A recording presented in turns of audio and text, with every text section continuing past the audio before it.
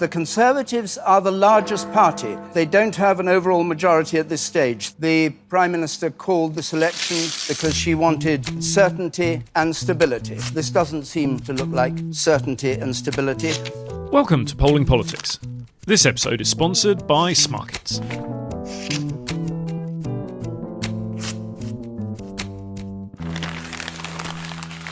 I'm Joe Twyman, co-founder and director of Delta Poll. And I'm freelance journalist Marie Conte. Our guest this week is Sonia Delesalle-Stolper, who is the UK and Ireland correspondent for the French daily Libération. Sonia, hello. Hello. Now, you've been covering the UK since 1996. Tell us about your role as UK and Ireland correspondent and what it involves at the moment. Are you joking at the moment? Well, it was either that or I just sat here and said, poor Allez, play. Well, at the moment, let's say that I'm a bit busy with the B word, the Brexit one. So it's quite exclusively what I'm covering, or nearly, which is a shame. Well, it's funny you should mention that, because in the news this week, there's been a fair amount of coverage of Brexit. We had Universities Minister Sanjima resigning. Then the government found in contempt of Parliament over the publishing of legal advice. The Prime Minister has now said she's looking at the MP's role over the backstop and talking to colleagues about their concerns over the Brexit deal. What do we think is going to happen? So I just fell asleep halfway through you detailing all of that. I'm used to it. I get the feeling things are getting worse, not better, as we approach December the 11th and the crunch date. I'm not sure that was the original plan. I feel a bit bad because I feel like so much of it has been there's been so much coverage of, this is Theresa May's most dangerous week so far. And that keeps being said basically every week, but also every week it is true. It somehow just keeps getting worse. It's been like that for the last 2.5 years, basically, that she's on her way out every week, basically. So I keep writing that to my readers. So now my chief editor doesn't believe me when I say this is crunch time, really. I need to have 2 pages to talk and explain all of that. And then he says, come on, you said that last week already. It's a different kind of crunch. It's slightly different. Exactly. A crunchier crunch. And in terms of being worse, I'm not even sure it has been good at any time over those last 3 years. As for the plan... Really? Which plan are you talking about? There was a plan? I would say more of an aspiration. Okay. Plan, that would be the way to... Hopes and dreams. To look at it. Yes, what I'm hearing now is that the government is going to fail on the first vote on May's deal. That will then lead to a second vote, which will be something along the broad lines of EFTA or something like that, which... the government will then lose, and then there'll be a third vote which will possibly be on a second referendum, which it may indeed win or lose. But there's a lot of stuff that's unclear. How do the French view the British in this regard? Right now? Yes. Let's say they don't understand a thing about what's going on, basically. And right. Unlike us, where we're fully on top. Exactly. And as much as I try to do my best and explain what is going on, the only question, basically, every time I go back to France or I call someone in France, the question is, what are they doing? What is that mess? Why is it happening? They just don't get it. And probably there is not as much... right now we have a bit of news in France as well, but even before the whole yellow vest movement... Yes, we'll come on to that later. It hasn't been, for quite a while, it hasn't been the main subject. When there is a summit in Brussels, when there is another crunch time, okay, they will have a look at that. But it's not a huge... It's a bit like, can they get out now? What do you think their view is of Theresa May? Because I was thinking about that recently and obviously that's massively anecdotal, but I remember when Theresa May came in and my grandparents, who kind of follow the news and stuff, and now, your box standard sort of centre-right, I guess quite like Macron at the time, and they were like, who's that horrible woman? She is completely mad, she is so right-wing, what is she going to do to the UK? Really disliked her. And then... So about 2 weeks ago, I had my grandmother on the phone and she was like, you know what? She is doing a brilliant job, Theresa May, in terrible circumstances. But actually, I am really, we're really impressed by the work she's doing. And we think that, she doesn't deserve all that. And so that switch was quite interesting. I wonder if my grandparents are the only ones, I think she read my article, probably. Well, the polling does support that in this country to some degree. There is sympathy for her personally. It's just that any position that she chooses is not particularly popular, and it's not felt that the government generally is doing a good job of. And I think it's negotiations. true in France as well. I think in France there is, admiration. I don't know, but there is a real recognition of her resilience, of the fact that there is no one else who could probably do a better job, that probably the other contenders, Johnson or whoever, might do a worse one. And the fact that she stands up and goes on and on and on, repeating the same thing, going in front of the parliament, standing up for hours, answering all those questions or insults, disguised insults. I think there is a kind of admiration, a kind of recognition she's doing the best she can in this circumstance. It does feel like she's the hardest working person in British politics. So she's like the James Brown of Yes, and I politics. probably think as well that she's the only one right now, or the feeling is that she's the only one who understands a little bit what's going on with that agreement. All the details. She's a detail. I think she's really, really into details. She doesn't like to delegate and everything, which means that she takes ages to make a decision. But at least she knows the details of what she's talking about, which is not necessarily to say from some other politicians right now. I was going to have a really good analogy, but I don't think either of you will get it. But she is the Kennedy Davenport of politics. She's a drag queen who kept being not very popular on Drag Race, but also was a very, very hard worker, and people sort of recognise that without really liking her. I think so my James Brown analogy is covering all possible bases. And how is Jeremy Corbyn viewed in France? Okay, that's another interesting question. I think he was seen with quite a lot of sympathy initially when he, became leader and then became leader again and then stayed leader again. Resolutely refused to not be leader. There were quite a lot of analogy with Mélenchon in France, the same kind of relatively not too young guy who's been there forever and hasn't changed his mind. And I think has got the describing same Jeremy ideas. Corbyn as not too young is a very nice way of putting it. So there was some similarities, so some sympathy towards him. I think there is a misunderstanding or a kind of wonder how come in the situation right now Labour is not 10 points ahead in all the polls and ready to get into power. And there is as well the understanding that clearly he is Eurosceptic and probably not unhappy about Brexit, even if he says otherwise. Yeah, the polls are really interesting in that they're moving around quite a lot, and it depends on who you turn to. Some have Labour ahead, some have the Conservatives ahead, but in no cases is anyone sort of winning out substantially, which, given the shall we say rather unusual circumstances that we're in, does seem to be a little strange. Meanwhile, the Lib Dems are still on single figures in the polls, which I feel slightly bad about. I'm not even. Why is it your fault? If only Marie had stopped slagging off the Lib Dems, they'd be able to get to it's just this double kind of, figures. you guys said, Vince Cable, literally every other week. I'm like, Vince Cable? He's still around. The thing is, don't you think that the Lib Dem, the fact they had over 60 seats in 2010, it was in a way a kind of history accident. It's not the usual in this country. It's usually Labour, Tories, and the Lib Dem sometimes, or the SNP will say, hello, I'm here, and I'm unhappy about that and that, but no one listened to them, and the only one who counts are Labour and Tories. Yeah. Well, the belief was that we were entering a new multi-party world, and that turned out to not entirely be the case. One of the many predictions that everyone got exactly right. Yes. But that's why it's quite interesting here, because you see that when you were talking about the possibilities or thoughts about what could happen over the next weeks, basically.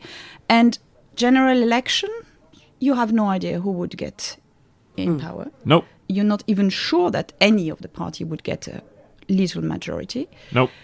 Referendum, the polls don't say that it would be a huge difference from the last referendum. Nope. So it might be exactly, it might be remain winning, but exactly the same percentages than the last referendum. So the country will stay exactly as divided as it is now.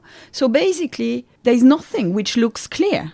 I still love the idea of like a friend of mine who was like, what we need to do is have a general election and a second referendum on the same day, and people have to choose between one of them and can only vote in one. You could have that on the carefully. 23rd of May and have the European elections at the same time. Everything. Just have everything at the same time. If there were a second referendum, of course, we still don't know what that referendum would be on. The suggestion from the polling is that if it were a three-way choice between stay, leave, hard Brexit, and leave on May's deal, it would be Remain that wins through. But if you give people the binary options, it's May's deal that wins 2 out of 3 of the scenarios. It's a real mess. You've lost me already, so imagine. But ultimately, it's very close between all of these things. Nothing wins through. Nothing is convincing. And so even if a second referendum were called, there's no guarantee that it would be different, which just plunges us into more difficulty. But I mean, even technically, it's completely a mess because a referendum, you need 22. I mean, it is really complicated. Yeah, 22 weeks. 22 weeks, and then you need to experts. have, which means you need to have an extension of the Article 50, which means you need to go back to Brussels and discuss with them, which they would do. It is a nightmare. But we can, of course, now unilaterally withdraw from Article 50. That's been announced. So rather than getting an extension, we could just say we're withdrawing, having a referendum, then we'll activate Article 50 again. I just want to die, like genuinely. Like this is it. And I don't think there would be any referendum or any withdrawal of the Article 50 under Theresa May. So which would mean you have a new prime minister with election or not election. But I mean, and who do you see as the next prime minister? The interesting thing, that just like I was looking at that on the way here. Apparently, Sajid Javid and Andrea Leadsom are having joint Christmas drinks for Conservative MPs. Which, you know, that's eyebrow raising. Ticket.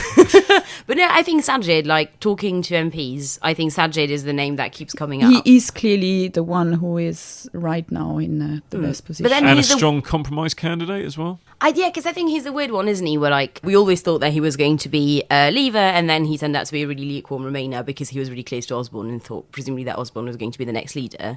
And now is kind of one of those weird ones of like I think from day one afterwards, we're like, oh, well, yeah, guess we need to have a hard Brexit now. So I think that he's not someone who's had a consistent view on Brexit. So I think that a number of MPs could probably look at him and be like, and it's kind of like a Rorschach test for Conservative MPs. Kate Ossomer resigned over accusations that she misled the public over her son's drug offences and threatening to hit a journalist from the Times with a bat. Which is outrageous. Remarkable turn of events. Let's remind ourselves that her son Ishmael was sentenced to community service for being found with 31 grams of ecstasy, 7.5 grams of cocaine, 6 grams of ketamine, 128 milligrams of cannabis on himself. That's a long night. For his own personal use at the Bestival Festival. It lasts 3 days at least. Well, Well, I wouldn't like to comment, but then I don't work in Fleet Street. Her behaviour towards the Times journalist seems to have been supported by some people on Twitter, but I guess that's no but that's no the surprise. new state of the world right now. It's all fine to bash journalists and threaten them. But it was so weird. I think, like the amount of people, including some reasonably high-profile left-wing commentators, basically going like, well, they'd been harassing her and, like they'd gone to her home. So I think that obviously was not ideal, but, but it's kind of understandable. And it's like, but hang on, I'm sorry. What I'm guessing happened as well is that normally I feel like journalists will not go knock on someone's door unless it's the last thing they can do. So I think that I'm guessing what happened in that story, they requested comment by phone, by email, etc. She probably did not reply to that, so they're like, fine, send someone. So especially if you're a senior politician, if there's a story like that and there's a request for comment, you have to do your job and you have to reply. And, if you don't want people at your home. And also people saying, oh, her kid being there, blah, blah, blah, must be. And it's like, her child is older than me. It's not a toddler.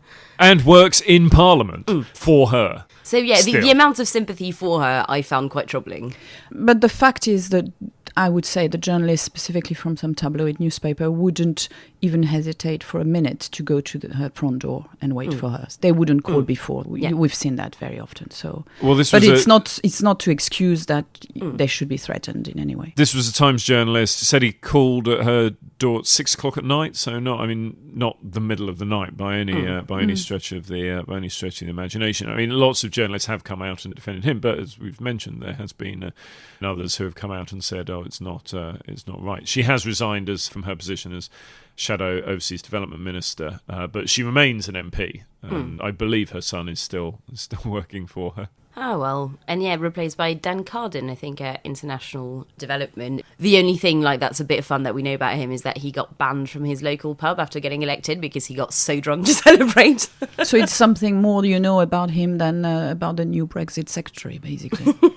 Steve Barclay, Stevie B, Big Steve. The new future former Brexit secretary. Who is going to deal with everything but Brexit, if I understand. Apparently he's really nice. My top insider info is that a mate of mine is a civil servant and used to work with him at the Treasury, and apparently he was very nice. Oh, well, so there just, you go. Just what you need in the run-up to Christmas. Polling Absolutely. politics exclusive. Nice Christmas a nice story. bloke. Wouldn't it be nice if we were older, then we wouldn't have to wait so long? We're joined now for our regular chat with Sarbjit from Smarkets. Hello, Sarbjit. Hi. Good to see you again. Now, we have obviously had, once again, a lot of stuff happening with Brexit over the last week. Most notably, the government being held in contempt of Parliament, Sanjima's resignation, all these things. Have they had an effect on the betting around Brexit? Yeah, well, we've seen a lot of movement in all our Brexit markets as a result of all these changes. And for the first time in several months, no is slightly favoured in our market on whether the UK will leave the EU by March 29th next year. And that's the first time that's kind of flipped over since probably the summer. So I think about May, early in the year. So what are the odds now on no and yes? The latest prices are no with 56% and yes with 46%. All right, so still quite close, but no in the lead. It'll be interesting to see whether that continues. Do you expect a lot of movement to continue now until December the 11th? Yeah, we expect this to be a real live wire market with every day now changing the news, changing the agenda and changing perspectives on what happens. Everyone's trying to work out the maths for what might happen. We've all seen all the different primers in different newspapers. The stark reality is no one really knows. And in this kind of uncertainty, a betting exchange like Smarkets is the best place to really have your say and trade the market. And what about the future of Theresa May? How has that market evolved? So the Theresa May exit date market is really interesting. We are looking still at 2019. The price dropped in early November, but it's starting to rally again. 2018 was also started to rally again, but really 2019 is in the lead at 50%. And last week we discussed the likelihood of a debate taking place between the two leaders. The BBC have now pulled out. ITV's offer remains on the table, but nothing has happened. Now, in the interest of full disclosure, I did bet on no debate taking place, and I'm looking forward to that not happening and claiming my winnings. How's the market moved on that? The market doesn't agree with you. Yes is last traded at 68%. So it looks very certain, according to our market, that this will actually take place. All right, but it has to take place by Sunday. Well, before December 11th, 2018, yeah. Right. Well, let's see. Next week, I might be in the money, or I might have given my money to Sarbjit. This is definitely something to look forward to. The market seems to be dominated by Brexit questions at the moment. For how much longer do you expect that to be the case? I think the best answer to that is as soon as there is any kind of political clarity on what we want out of Brexit or where we're going or what would be acceptable to people. At the moment, none of those things are clear, and therefore there's no real end date in sight. I know the feeling. So it's just going to be a continuing hell every day. Obviously, attention's inevitably turning to the next Prime Minister of Sweden. How's your market on that looking? Well, that's doing really, really well. We've got a lot of interest in this market. There's a lot happening in Sweden. Mainly from Swedes? Well, I don't know. I think we're all interested, really. It's certainly the subject of that we're having over coffee. It's interesting because they've had their election and they've tried to come up with an agreement about who should be the Prime Minister, and it's just not happening. So it's a weird period of months after the election where no one's really clear who's the next Prime Minister going to be. And so who's top of your book at the moment? Well, Jan Björklund is clearly the favourite, 90%. So we're pretty sure it's going to be him according to the market. But, we do have other people in there, Paula Bieler, Gudrun Scheiman and Gustav Fridolin, to name a few. And I'm glad it was you that named them. and so if people do have an inside track on the Swedish Prime Minister, they can either make a very small gain or a huge gain. Exactly, yeah. There's a lot to play for in that market. I'm putting a bet right now on our excellent website. Well, Sarbjit, thank you very much. We'll see you again next week. See you next week. À notre secret de la patrie, qu'on soutient nos revendications. Liberté, liberté, chérie. Our main subject this week is the disruption in France. Sonia, what's happening? If I knew. In If 1 I minute, knew. explain the entire history Well, of the Gilets I jaunes. would say it's probably a bit like Brexit. No one understands what's going on exactly. It's a very, very weird thing happening right now. It's quite scary, and there is not one explanation. I don't think there is one clear revendication. It's an amalgam of quite a lot of different worries or people feeling bad. And I think, and I would argue, that there are quite a lot of similarities with some of the Brexit rhetoric and some of why some people voted to leave, except in France they don't have a referendum to express their anger. So they've been doing that in a kind of more energetic way. But I think the social media aspect of it is quite interesting. So Absolutely. it basically started as, protests against fuel tax rise. And people started getting organised. So, like Facebook pages, Facebook groups, kind of like Facebook events, etc. Which means that it is completely decentralised. And also that means that any certain group of Gilets jaunes can stand for entirely different things at that point. So you've got Absolutely. ones that were infiltrated by the far right, so they're basically fash. Others infiltrated by the far left and are kind of like just anti-capitalist. Others who are genuinely entirely like non-political and just like talking about the cost of life, etc.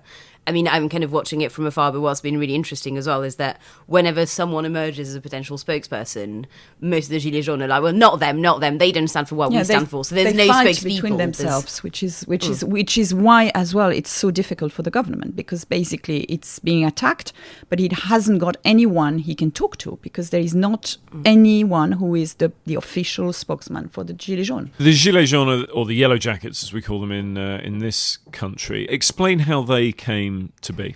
Well, it all began basically with a rise in fuel tax on the diesel, which was supposed to be part of the environmental policy of the Macron government, except it came after several tax cuts specifically for the most wealthy people in France. So it was felt by the lower middle class in France, and specifically that is very interesting, the one who basically live in the countryside or live in a very small village and then have to drive 20 kilometers to go to their job in the next town, and feel that it is a tax which is completely unfair. And for these people who are living on the basically minimum wage, which they feel is anyway too low, feel that it is completely unfair. So for them, the environmental dimension of that tax goes through the roof, because what they want is their day-to-day life, and they see that they will be poorer at the end of the world, at the end of the month. So that's how it At the end of the world, that's very much a as Brexit well. thing. But that's how it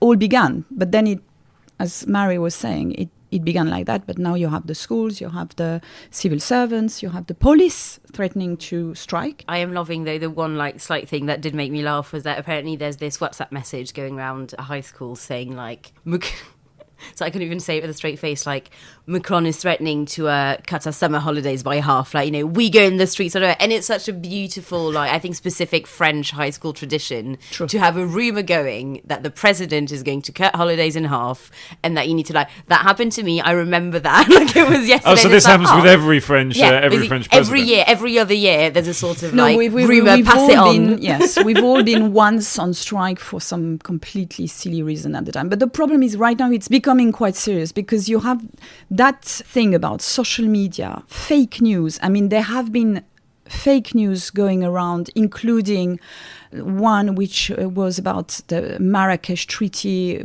organized by the UN. Basically, the UN was going to make compulsory that we are going to greet in Europe 500 million immigrants, refugees.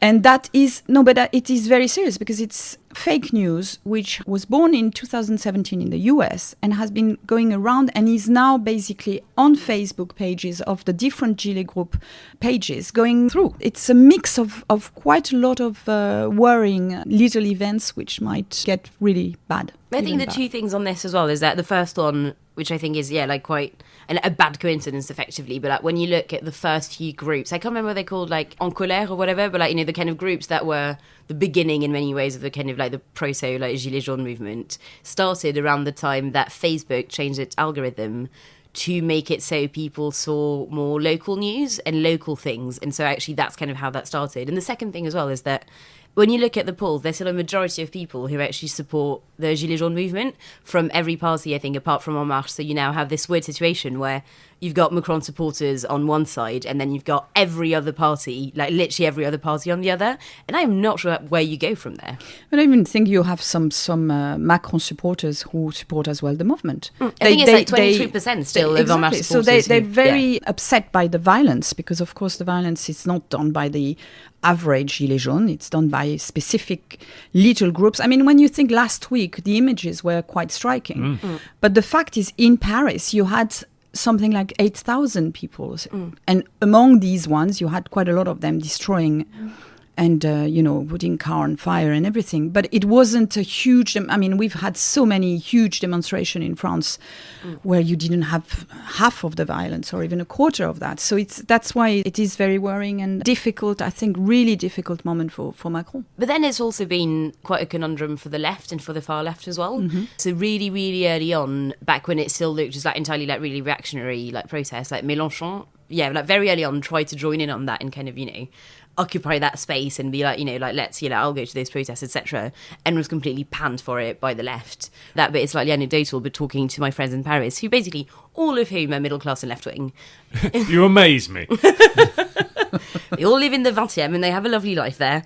But anyway, I think, chatting to them, there is that weird thing where they're like, because they hate Macron as well. And I think that's something that never quite came across in the UK, just how many people from very, very early on loathed Macron. And so I think they're now like, oh, but hang on, something is happening. But do we join it? Do we not join it? Because again, some bits of it we agree with, some others we don't. Because there was like one of the early Gilets jaunes protests where I think they found some migrants in a truck, at the back of a truck, and they called the police on them. So obviously that's not something the left kind of, wants. So I think it's that weird thing, for a lot of people in the left of like, do we join? Do we start a side movement? Do we ignore them? Are we against them? And like, they're not entirely sure what to do. We've seen a lot of discussion about Brexit in the UK, a lot of discussion about Trump in the US. Is this the French equivalent? I think there are definitely similarities. What I would take from what Mary was saying, the loathing of Macron, I think it's more complicated than that. I think Macron is the recipient of quite a lot of anger and frustration, which has been building up over the last probably at least 2, even not 3 presidential legislations. Well, his rating is now in the teens. Yes, but yes, that is striking, but all presidents in France have got at a moment they fall dramatically into the polls. So I don't think that is super significant. What is significant is more that you have the same roots of anger, frustration, the fact that you feel left out of the mondialization, globalization. I mean, the same revendication you heard in the US that you hear here. The same discussion of the left exactly, behinds and where do they go? the elite and the difference between urban and non-urban, and the one who basically have it all good and the other one who haven't seen any change in their living standard over the last 20 years, and that feeling that it is completely unfair. So I think Macron is the recipient of that, because as well he was elected a little bit not by default, but he was elected because he was good in his campaign, but as well he benefited from the other one being awful. And basically as well he arrived saying, I'm the new boy in town, which he wasn't completely, because he had been a minister for Hollande before and everything, and saying, I'm going to change everything, I'm going to reform, because all the others before me have been cowards. And he made fundamental mistakes in the way he presented himself and the communication, because he sounded very close in his Élysée Palace, deciding just him and nothing else, being arrogant at times, even not always. And that has built up. And I think there is clearly something about Brexit and Trumpism, or whatever you call it, in France right now, yes. And so the inevitable question is, what does that mean for Front National? And will they benefit from this? They're a mess at the moment, I think, which is good. I think that one of the few things to be celebrated. I think that they're not fully able to benefit from it as much as they could have, even just a few years ago, because they're a complete mess. They have no idea what they want to do. Because I think that also, and that's kind of a line that wasn't as observed. Weirdly, I think is that weird thing where everyone talks about the National Front in the UK before the French election, but no one really talked about them in a way that was interesting. They changed a lot for that election. So there's stuff, like anti-EU, for example, that's not in like the National Front's DNA. That was Philippot, who was the advisor who kind of came in and changed that, etc. So I think they have no idea what they're doing. I think, they changed a lot for that election. That failed because clearly, for them, they didn't get to the presidency. And so since then it's just been, but similar to UKIP, I think, like whichever election it was, afterwards everyone kind of in a cartoon, like Asterix kind of way, started bashing each other over the head. And I mean, from what I can tell, that's still the stage the National Front is And they've at. been trying to do exactly what Mélenchon has been trying to do. So basically get at the front of the movement, the yellow vest, and say, yes, I do understand you and I'm with you. And they all said, go away, you're not talking for us, or you're talking for just a little part of us, but that's it. So that is as well a rejection of all the traditional political figure you have, including the Mélenchon where you had, but Mélenchon since the presidential election has been going, I mean, he's not the opposition. He's the opposition, but he's made as well quite fundamental mistakes. And I think quite a lot of supporters didn't forgive him for not calling to vote against Le Pen at the election, because he decided to stay neutral. And one possible solution for this trouble could be a referendum on France's membership of the European Union. Brexit? This has been tried before, not with universal success. But I was just wondering if anyone's considering this in France, because if people feel left behind, you know what you should definitely do? You should definitely give them a referendum. Yes and no. So I think it is not going to happen, because basically there's two things different. Probably if there were a referendum on Brexit, might be that Brexit wins, could be. But I'm not even sure, actually. And the big difference between the UK and France is, and quite a lot of other countries, and the biggest difference, there are so many differences. Yeah, I was going to say food. But actually, but attitude to one cycling. of the main differences is that it hasn't been the fact that over the last 30 years, everything going wrong in the country has been blamed on Europe. The one who has done that has been the Front National, usually. And even so, and as you were saying, Marie, they changed their tune during the presidential campaign because of Brexit, actually, because they saw that it was a mess, and actually the feeling of being pro-European was growing in France, so they decided to drop the proposition of a referendum on Brexit. That's a difference, because here, and that's why as well, I can detect a little Schadenfreude here in the UK since we have the Gilets jaunes chaos in France, because there is a bit of kind Surely not. Yeah, because there is a bit that thing about, we had Brexit and then Trump, and now, of course, of France, you had the anti-populist Macron saying, I'm going to stand against populism and everything. And then suddenly we have that mess, and they're saying, what a pity, terrible feeling. Oh, thank God we're not the only one in a big mess. I was about to say something else. But the fact is here, because you have been those discussions, mainly in Parliament and within the government over the last 2.5 years, the one who were angry and voted leave, for now they don't say anything. But once we have that Brexit, if he goes through eventually, and then they see that actually what they were complaining about hasn't changed, even that now they're out of Europe, that will be more and more difficult for any government in power to say it's the fault of the EU. And you could always argue they will say, yes, because we stay too close to them, so they're trying to be horrible to us and everything, but I don't think they will buy it. And you might have as well a revolution, another one, 100 years later, and so that finally. And so that begs the question, what does happen next? Well, I have you no bet. Well, you Well. you can bet. I'm sure Smarkets have a market on what happens in France next. I have no idea, honestly, because again, was another thing where Edouard Philippe, the Prime Minister, is desperately trying to find people to be like, come to Matignon, we'll have a meeting, we'll talk about this, and every time one person is like, and now we'll go, all the other Gilets jaunes are like, well, not you. I think Macron is going to have to get out of the wood and talk. He hasn't. Yeah. He's been in Argentina. He's gave a statement there, but that was from Argentina. And since then, he's been basically in his office talking and thinking hard about what he should do. He will have to eventually talk. We have on Saturday the next demonstration planned, and there is a clearly you can feel there is a big fear of new violence, and you don't know to which extent the government as well is playing with that fear feeling, saying, oh, it's going to be horrible, please don't go to talk to the more moderate one, don't go and demonstrate in Paris because it might be super dangerous. But still, you can feel that one word or two badly said might trigger really a bad stretch. So I don't know what's going to happen here. I don't know what's going to happen in France. So it's great. Oh yeah, nothing like a bit of uncertainty. Might as well Keep ask things Monsieur interesting. Bloby. Moving on. Sonia, what's your favourite cheese? And obviously I'm not jumping to conclusions just because we have two French people here. No, there is no cliche at all. If you ask about my sex life afterwards, I'll be very upset. But anyway, my favorite cheese... I'll just... Well, is that why you haven't worn any clothes? Well, I just thought I'm going to live up to the French cliche. Ooh la la. So, my favorite cheese would be a nice chèvre. Oh. Chèvre.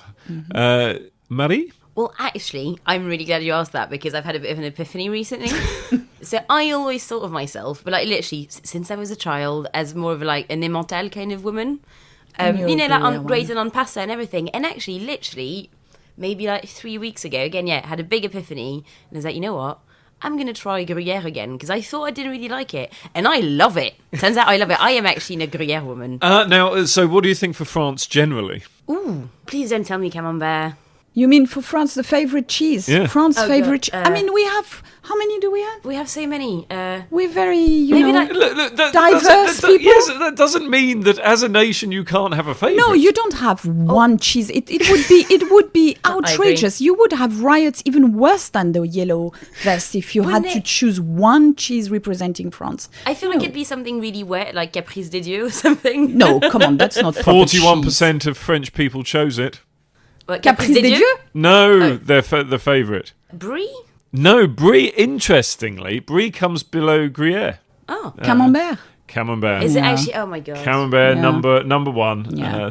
I mean, Britain is even more predictable. What do you think? So what's Well, the second one for France? Second one for Comte. Yes, Conte. Yeah, that Then, doesn't- sorry, actually, goat's cheese technically is second. See? Then Comte, And here- and- then and- Roquefort, then Gruyere, Emmental's in there, and well, then basically, Brie. it's the name they know. Interestingly, Brie most popular in Sweden. That's, The more you know. The Swedes like Brie. We like cheddar. Do you now? That's a real shock. surprise. 64%. I'm just surprised it's only 64%. What kind of cheddar? Medium, mature, half? With a capital C. Cheddar is number one, then Red Leicester, then Brie. Gouda is my favourite. So you have two good British idea. cheese, and then you get back to France. Yes, yeah, Yeah, that's right. that's a Gouda, bit Gouda's my favourite, and it's also Germany's favourite. So yeah. Oh, where's Wensleydale? Is the worst cheese. I hate it so much. It's not even on the list. Yes. So You know, like the one with weird bits of fruit in it. Like, it's so grim. Strange. Du Boursin is also not on the list. But it's not a proper cheese. not, That's a kind of... Next, you'll be saying that Le Pied d'Or is not a proper wine, whereas we all know that Le Français l'adore Le Pied d'Or. I don't even think I've ever drunk Le Pied d'Or. What is that I have thing? no idea what you're on about. Oh, no, it's all coming crashing down. Next, you'll be saying that Blue Nun isn't proper wine either. It's not. Sonia, thank you very much for merci beaucoup. On that nice cheese note.